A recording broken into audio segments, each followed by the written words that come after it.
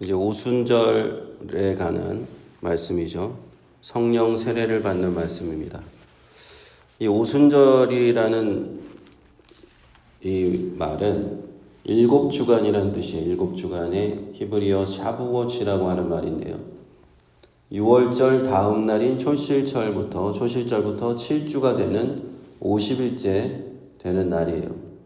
농사절기로는 보리 추수 후에 밀을 추수하는 감사의 절기고, 유대인들은 이 오순절날 전통적으로 시내 산에서 율법을 받은 날로 기념합니다. 지금도 유대인들은 이 오순절에 율법은 받은 날로 지키고 있고요. 그래서 집에서 모여서 회당에 가서 또 성경을 공부하고 그렇게 합니다. 지금도 유대인들은 이 오순절을 지킵니다.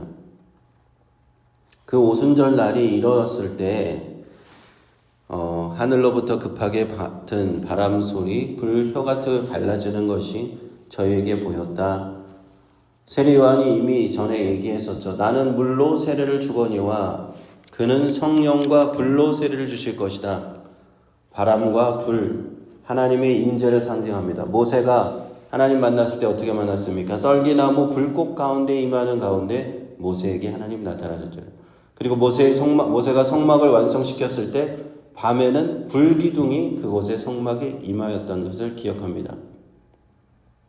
그리고 또 우리가 레위기를 공부했는데 레위기를 기억해 보면요. 번제단에 불을 피워서 꺼지지 않게 하라 하나님께서 말씀하셨죠. 하나님께서 이 불 가운데 임재하신다 하는 것입니다. 4절에 저희가 다 성령의 충만함을 받고 성령이 말하게 하심을 따라 다른 방언으로 말하기를 시작했습니다. 오순절날 성령의 세례가 일어나자 과거와는 전혀 다른 방언을 말하기 시작합니다. 그 방언들은요, 이스라엘 주변 국가들의 그 나라들의 말입니다. 외국어예요. 그 갈릴리 사람들이 한 번도 배워본 적이 없는 그런 외국어를 하기 시작한 겁니다.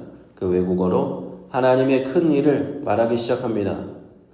우리가 이 방언에 대해서 고린도 전서에도 방언에 관한 얘기가 나오는데 그 방언과 이 사도행전에 나오는 방언은 좀 다른 것입니다. 고린도 전서의 방언은 사도 바울이 뭐라고 했냐면 방언을 말할 때 통역하지 않으면 사람들이 알아들을 수가 없다고 했어요. 그러니까 뭔가 천사의 말인지 우리가 알아들을 수 없는 방언이 있고 이 사도행전에서 나온 방언은 정말 알아들을 수 있는 방언이었다. 하나님의 큰 일을 그 다른 나라의 언어로 얘기했다는 것. 지금 말하면은 우리가 영어로도 얘기한 사람이 있었고 스페니쉬도 얘기하고 어떤 사람은 중국어, 어떤 사람은 일본어, 어떤 사람은 한국어로 그 하나님의 일을 얘기하기 시작했다. 그것이죠. 이 오순절날 임한 방언의 의미는 무엇일까요? 이제 예수님의 복음이 예수께서 부활 승천하시고 성령을 주시고 나니까 이제 세계 각국에 전파될 것을 의미하는 겁니다. 복음이 전파돼야 되니까 그 나라 사람들의 말로 복음이 전달되는 것을 보게 되는 것이죠. 5절 6절에 그때 경건한 유대인들이 천하 각국으로부터 와서 예루살렘에 우거하더니 이 소리가 나매 큰 무리가 모여 각각 자기의 방언으로 제자들의 말하는 것을 듣고 소동하여 다 놀라 기이 여겨 이르되 이 말하는 사람이 다 갈릴리 사람이 아니냐? 우리가 우리 각 사람의 난 곳 방언으로 듣게 되는 것이 어찌미뇨? 당시에 예루살렘 근처 이스라엘 근처에 많은 국가들이 있었습니다. 그 국가들에 흩어져 살고 있던 유대인들이 있었어요. 우리는 디아스포라 유대인들이라고 부르는데요. 오순절을 맞아서 그 절기를 맞아서 그 순례자들이 예루살렘으로 다 모이는 거예요. 다 모여서 주변에서 모여서 그렇게 하나님 앞에 희생제사 드리고 이렇게 성전에서 희생제사를 드리고 있는데 그때 이 장면이 연출된 거예요. 오순절날 성령이 임하여서 그들이 자신의 나라의 말로 우리는 저 이집트에서 왔는데 이집트 나라의 말로 그 제자들이 말하는 것을 들은 것입니다. 거기에 그 나라의 이름이 나와요. 9절부터 보시면 우리는 바데인과 메데인과 엘림인과 메소포타미아, 유대와 가바도기아, 본도와 아시아. 당시에 이제 그 바데인, 메데인, 메소포타미아는 이스라엘 유프라티스 강 저쪽 동쪽 바벨론 옛날 바벨론 땅 페르시아 땅 그쪽 땅입니다. 바벨론이 북이스라엘을 멸망시킨 이후에 그 바사왕 고레스가 페르시아 왕 고레스가 유대인들을 다시 집으로 돌아가라, 본토로 돌아가라 했는데 아직 돌아가지 않고 남아 있었던 사람들이 상당히 있었어요. 학자들은 추정하기를 한 수만 명 이상이 그쪽 유프라테스강 메소포타미아 지역에 있었을 것으로 생각합니다. 거기서 온 사람들이 있었고요. 또 부르기아, 밤빌리아, 애굽과 구레네 여러 가지 그쪽 애굽 지역, 이집트 지역에서 온 많은 사람들 이집트에도 있었다는 겁니다. 이집트에서도 상당히 수많은 사람들이 수십만 명의 유대인이 살았을 것으로 추산을 하고 있고요. 가바도기아, 본도와 아시아 이 지역들은요, 나중에 지금의 터키 지역인데 바울이 선교 여행을 떠나는 그 지역에도 유대인들이 상당히 살고 있었다. 그리고 로마에까지도 유대인들이 살고 있었다. 로마에서도 또 예루살렘으로 온 유대인들이 많이 있었는데 당시에도 한 5만 명 정도는 거주자가 있었을 것으로 추산하고 있습니다. 그래서 예루살렘 이스라엘 그 중심으로 해서 동쪽, 서쪽, 남쪽 사방에 있는 유대인들이 다 모여가지고 이 절기에 오순절을 지키고 있는데 그때 하나님의 역사, 성령의 세례가 임했다는 것.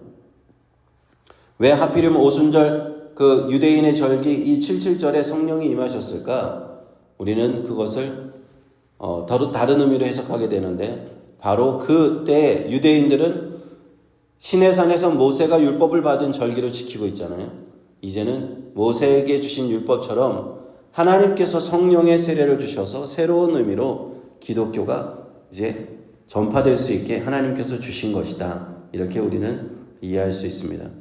성령께서 임하셨을 때 이 디아스포라 유대인들은 그들을 다 한꺼번에 모으기도 힘든데 각자 이렇게 다 멀리 떨어져서 살고 있는데 한꺼번에 모으기도 힘든데 딱 모았을 그때에 하나님께서 성령이 임하게 하시고 그들에게 복음을 전하게 하셨다. 그런 것이죠. 오순절은 기독교에서 이제 성령 세례와 연관이 되어 있고 오순절 하면은 오순절 운동과 연관이 되어 있습니다. 이 오순절 운동이라는 게 20세기 초에 미국에서부터 시작이 됐는데 미국의 기독교의 큰 부흥을 이뤘습니다. 그리고 미국에서 시작돼서 전 세계로 이 기독교의 부흥, 오순절 운동 때문에 기독교가 큰 부흥을 했어요. 영어로는 이제 그 오순절이 The Day of Pentecost라고 해서 헬라어로 펜타코스트가 헬라어에서 온 것인데 그래서 우리가 이 영어 때문에 오순절 교통의 교회를 펜타코스탈 처치라고 합니다. 펜타코스탈 처치.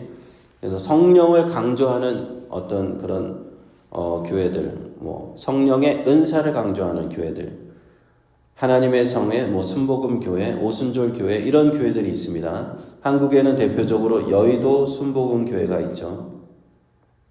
이런 교회들이 지금 전 세계에 상당히 많은 부분을 차지하고 있습니다. 인구로만 따지면 한 6억 명 이상이 이 오순절 교회에 이제 속해 있다라고 사람들은 얘기를 합니다. 이런 교회들이 좀 강조하는 것이 무엇인가? 성령 세례를 받고 방언을 받고 은사를 받아야 되고 하나님을 경험해야 돼. 그냥 지식으로 아는 것 아니라 경험해야 된다.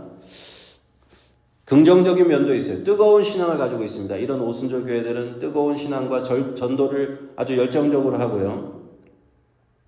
그런데 부정적인 면은 너무 좀 뜨거운 감정적인 에 치우쳐 있는 것이 아니냐. 어떤 우리가 차분하게 하나님 앞에 말씀을 통해서 하나님의 말씀을 통해서 은혜를 받아야 되는데 너무 체험을 위주로 하는 것이 아니냐 하는 비판이 있고요. 오순절 교회에서는 막 기도하고 병 고침 받아야 되고 하는 그런 은사를 강조하다 보니까 그런 능력이 정말 나타나기도 하지만 그것 때문에 좀 문제가 생기기도 해요. 너무 방언을 강조한다든지 너무 병 고침을 받아야 된다는 것을 너무 강조한다든지 그래서 조금 좀 극단적으로 치우치는 경우도 있긴 합니다. 그렇지만 어쨌든 이 오순절 운동이 지금까지도 굉장히 미국과 한국과 전 세계에서 일어나고 있다. 그 오순절 운동의 시작이 바로 오늘 성경의 말씀 사도행전 2장입니다. 오순절날 성령이 임하셨고 성령의 기적과 표적과 각종 은사로 여러 그 은사를 통해서 하나님께서 복음을 증거하게 하셨기 때문에 그런 운동이 일어났습니다. 그래서 너무 그런 운동을 우리가 이것은 잘못된 거야 라고 하실 필요는 없을 것 같고요. 하나님께서는 얼마든지 오늘날에도 그런 성령의 역사를 이루어 주실 수 있다. 하나님께서는 오순절날 그 성령의 세례를 오늘날도 동일하게 역사하고 있다. 그러므로 우리가 너무 그런 거에 대해서 거부 반응을 가지고 볼 필요는 없고요. 다만 좀 조심해야 될 것은 있죠. 너무 그쪽으로 치우치고 말씀을 공부하진 않고 너무 방언하고 환상 본다 그러고 그렇게 입신한다 그러고 너무 체험만 또 영적인 체험만 따지는 사람은 조금 조심해야 됩니다. 조심해야 될 부분이 있지만 그래도 우리도 마음을 열고 하나님께서 어떻게 역사하십니까? 하나님께서 성령으로 우리에게 역사하실 때 하나님 우리에게 말씀하여 주시고 우리에게 은사 주시고 우리가 기도하게 하시고 우리를 통해서 기적과 표적이 나타나게 하시는 이 성령의 역사가 우리 교회 가운데 일어나야 될 줄 믿습니다. 이렇게 우리 교회 가운데 이러한 오순절날 일어났던 이 성령의 역사가 일어나면 많은 사람들이 흩어져 있던 많은 사람들이 와서 예루살렘에서 하나님의 복음을 들었던 것 같이 오늘날에도 우리가 하나님의 말씀 그렇게 들을 수 있을 줄로 믿습니다.